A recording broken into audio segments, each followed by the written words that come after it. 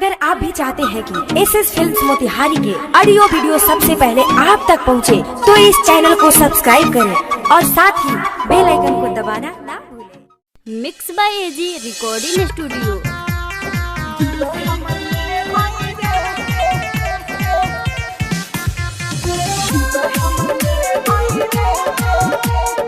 Music by Raju बाबू।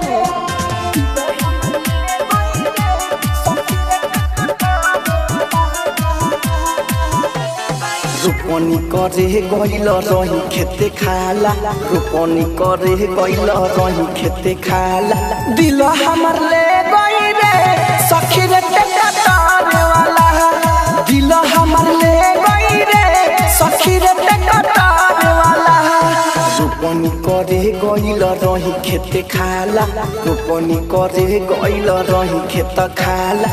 दिल हमर ले गई रे सखी रे टेकटार वाला, दिल हमर ले गई रे सखी रे टेकटार वाला। Mix by AG recording studio.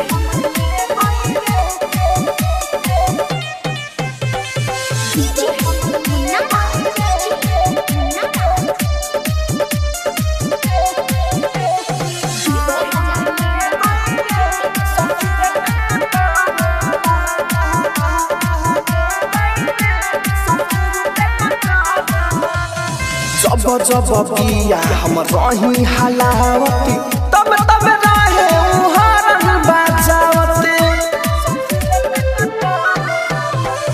जब जब पिया रही हलावती, तब तब हरन रहे बजावती। हंस के हंसा के मुँह ले लसाला, हंस के हंसा के मुँह ले लसाला।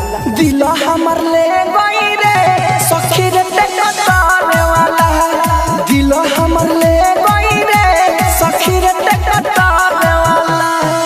आप सुन रहे हैं एजी एंटरटेनमेंट की धमाकेदार प्रस्तुति।